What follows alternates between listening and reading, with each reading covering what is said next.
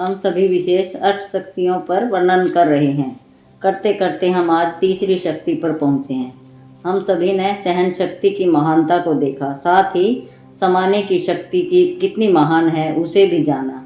उसके साथ आज हम परख शक्ति, क्योंकि जब तक हम मनुष्य परखते नहीं, किसी चीज़ को धारणा नहीं करते, उससे पता नहीं चलता हमें, हम वैसे ही कुछ दूसरी शक्तियों के साथ वो कर लेते हैं। सहन करना आसान हो जाता है, तब तक हम वास्तविकता तो परखते नहीं हैं, तो अंदर से रिएक्शन नहीं आता, जिससे नकारात्मक और गलत भावनाएं भी उत्पन्न होती हैं।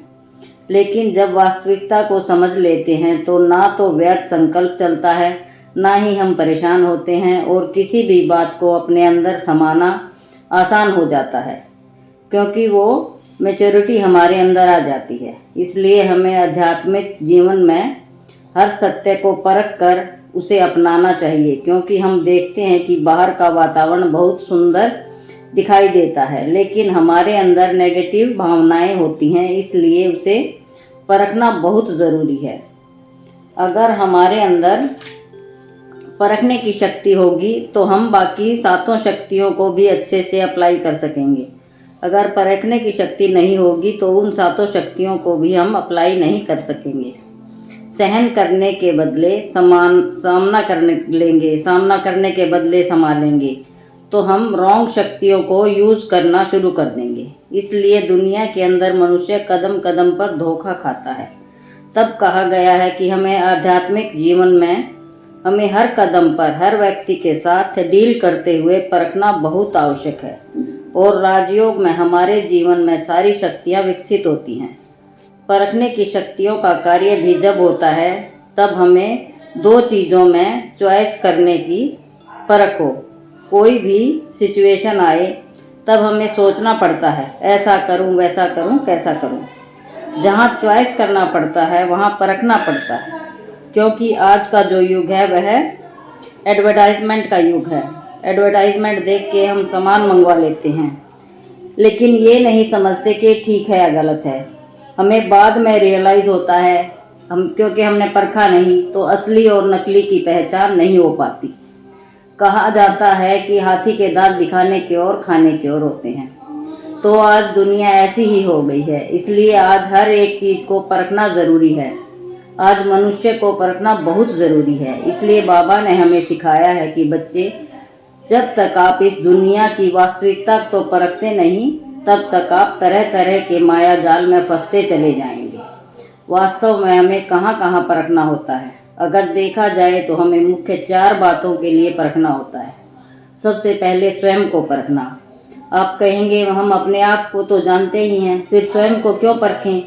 इस कलयुगी दुनिया में यह झूठ की दुनिया है, तो इसमें मनुष्य स्वयं को भी नहीं जानता, क्योंकि बाबा ने कहा है तुम आत्मा हो, लेकिन मैं समझ लिया कि मैं तो फलाना हूँ, ढिमकाना हूँ, और मैं ये सबसे बड़ा धोखा है।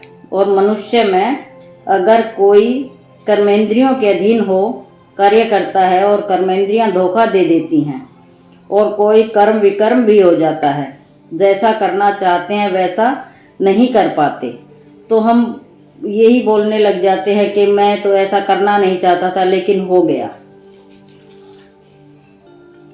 कई बार हम वैसे भी फिर व्यक्ति अपने ही बातों को सोचने के बाद पछताता है।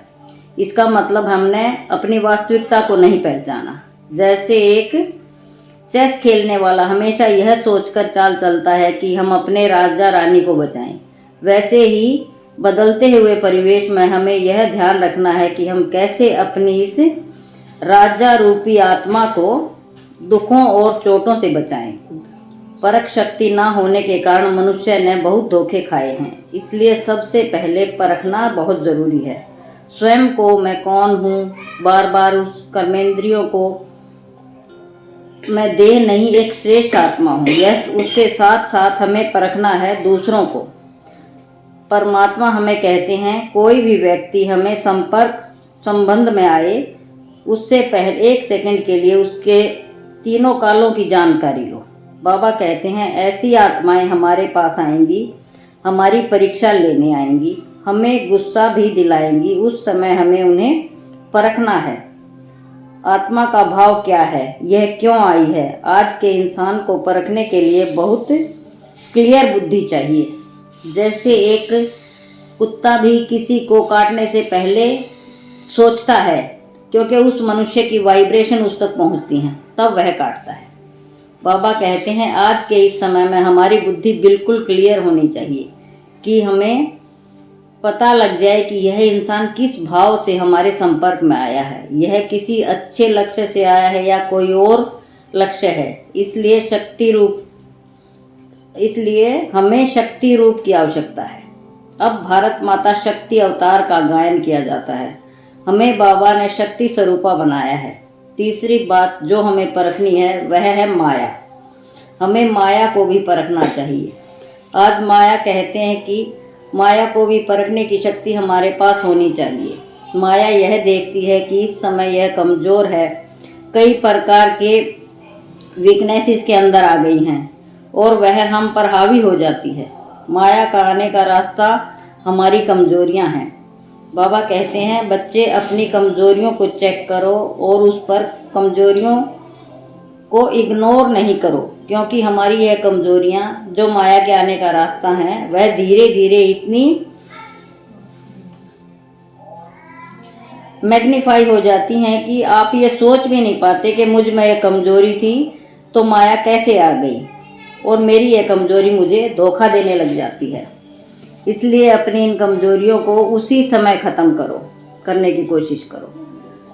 रामायण में भी उदाहरण है कि माता सीता ने माया को समझा नहीं, पहचान नहीं पाई और मर्यादा की लकीर को पार कर दिया और रावण की शोक वाटिका में पहुंच गई। इसलिए परमात्मा हमें कहते हैं माया जीत बनने के लिए हमेशा बाबा को अपने साथ रखो, उसे अपना साथी बनाओ और दूसरी मर्यादा की लकीर में रहो। माया के तूफान आते हैं हमारे निश्चय को पक्का करने के लिए, लेकिन हमारा निश्चय पक्का नहीं है तो माया क्या करती है, उस निश्चय को डामाडोल कर देती है, लेकिन हमें हिला देती है। इसलिए कई लोग विचलित हो जाते हैं। इसलिए बाबा कहते हैं कि निश्चय के फाउंडेशन को मजबूत करो। एक बल एक भरोसा, मेरा तो एक परमात्मा। जैसे मीराबाई ने कहा था कि मेरा तो एक गिरधर गोपाल, दूसरा न कोई।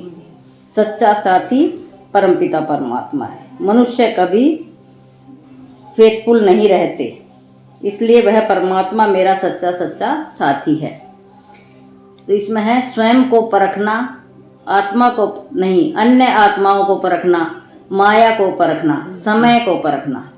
समय को परखना है वर्तमान समय की पुकार क्या है, समय हमें क्या इशारा देता है और फिर उसे रिस्पॉन्स करना है। हर कार्य समय पर करना है। जैसे किसी को फ्लाइट पकड़नी है और वह अपने काम में लगा हुआ है, समय का ध्यान नहीं दिया तो उसकी फ़्लाइट मिस हो जाएगी।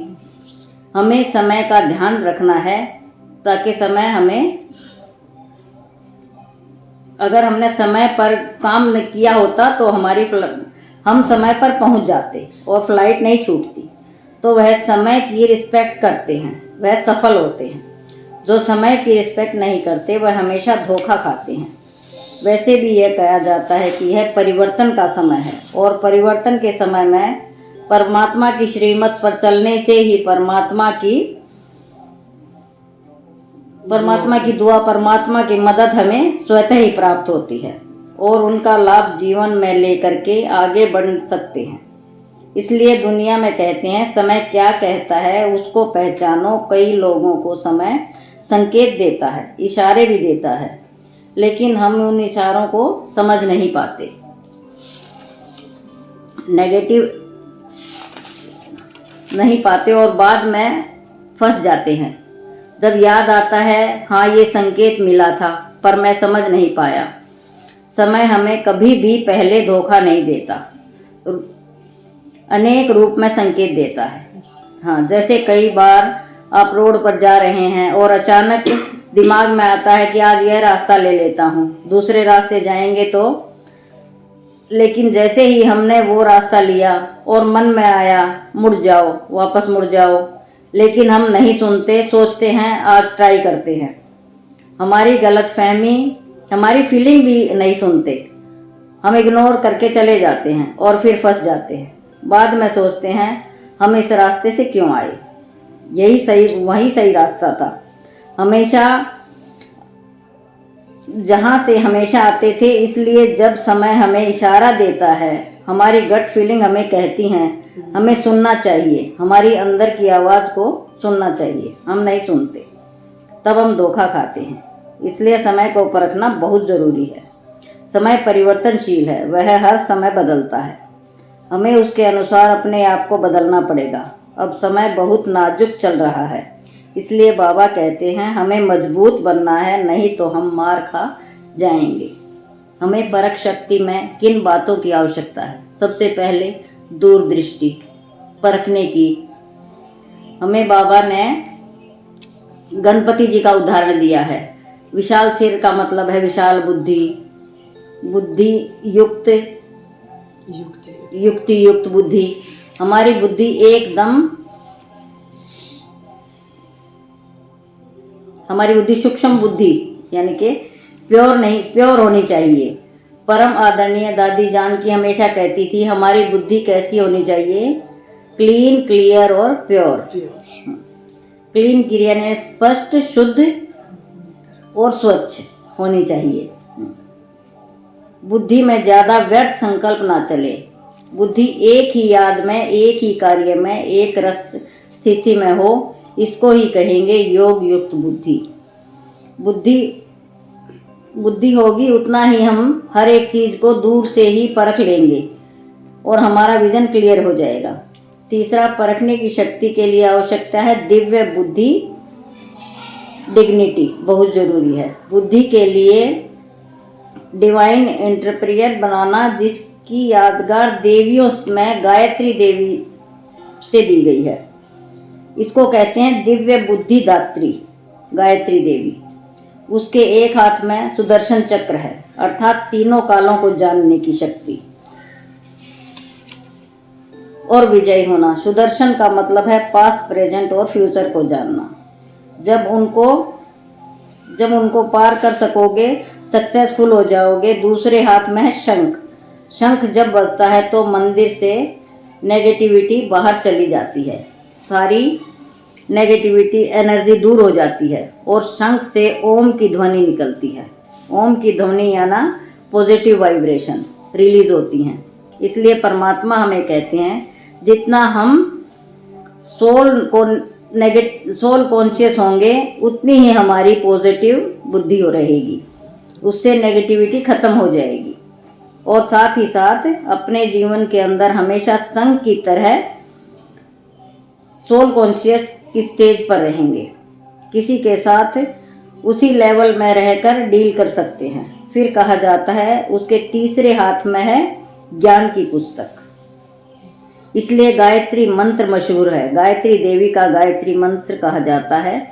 जब कोई यह गायत्री मंत्र जपता है तो उसकी हर भय और डर निकल जाता है, जो समाप्त हो जाता है। वास्तव में जितना ज्ञान का यह ग्रहण करते हैं उतने जीवन के अंदर मन मनाभाव का मंत्र याद करते हैं, अर्थात एक परमात्मा को याद करते हैं।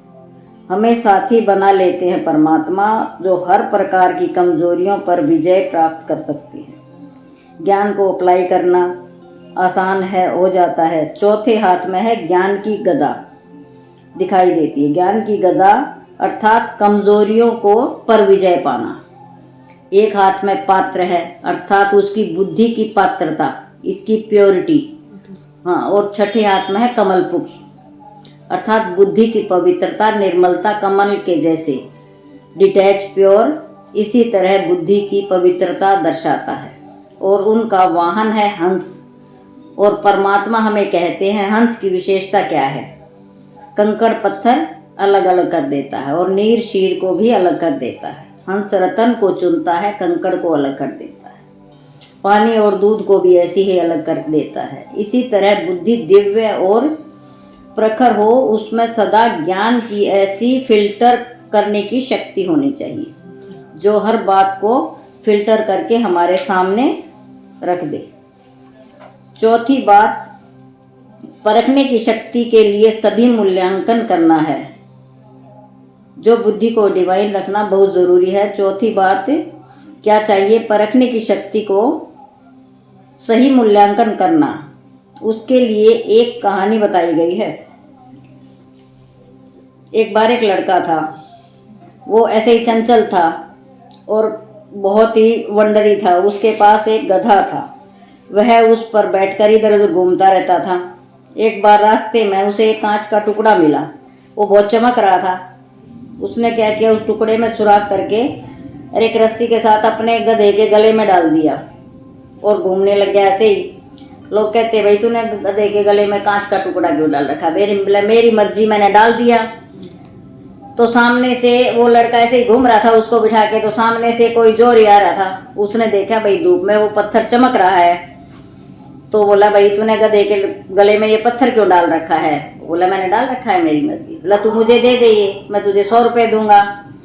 लड़के ने सोचा 100 रुपये दे रहा है तो कुछ न कुछ जरूर इसमें चीज है। हाँ कीमती है यो। हाँ मैं 200 लूंगा। तो उसने कहा मैं 200 लूंगा। हाँ तो इसी में उसकी वो कहानी बताई है भाई।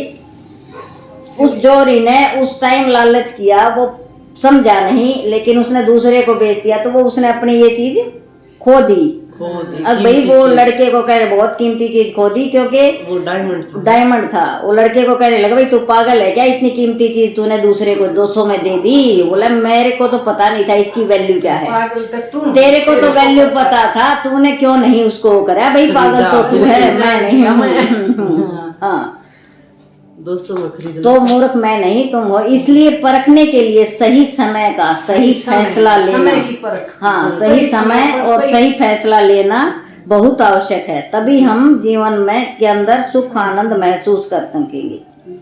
पांचवी बात, परखने की शक्ति के लिए चाहिए बुद्धि की शक्ति, सही प्रयोग। जैसे कोर्ट में न्याय की देवी को दिखाते हैं, जिसकी आंखों पे पट्टी बंधी हुई और हाथ में तराजू है। न्याय की देवी के आंखों में पट्टी क्यों बंधी हुई है? वो सिर्फ यूं के आंखों देखा कभी सच नहीं होता, आंखों देखा भी कई बार गलत हो जाता है। इसलिए तीसरे नेत्र से अच्छे से फैसला करे, डिसीजन ले। और आंखों पर पट्टी बांधना ही नहीं, ब्लाइंड फेथ करना। कोई भी इसको परखने के लिए तीसरे नेत्र यानी कि दिमाग से सोचकर निर्णय ले। आंखें धोखा खा सकती हैं, बराबर पलड़े के लिए। हाँ तभी हम राइट जजमेंट दे सकेंगे। इसी आधार पर हम सभी निर्णय लेते हैं, यही दिव्य बुद्धि को यूज किया जाता है, यह सही निर्णय ले सकते हैं। दूसरा, ज्ञान के चक्षु से जब हम उसे परखते हैं तो हमारा समय बच जाता है, खुशी मिलती है, आंतरिक खुशी का अनुभव कर सकते हैं, अंदर का कंफ्यूजन समाप्त हो जाता है, बुद्धि की थकान मिट जाती है, कई प्रकार के धोखे से बच जाते हैं। इसलिए आज के युग में परखने की शक्ति बहुत ज़रूरी है, तभी हम लाइफ में सक्सेसफुल हो सकेंगे और आगे बढ़ सकेंगे। बाद में परखने की शक्ति तो गायत्री देवी, हाँ भाई बढ़ सकेंगे। भाई आप लोग गायत्री देवी बनना है, जस्टिस ऑफ गॉडेस बनना है और गणेश जी बनना है, तो हर प्रकार के विघ्नों से बचना है। तो अच्छी परख शक्ति के आधार पर हम यह थोड़ी देर के लिए मेडिटेशन करेंगे।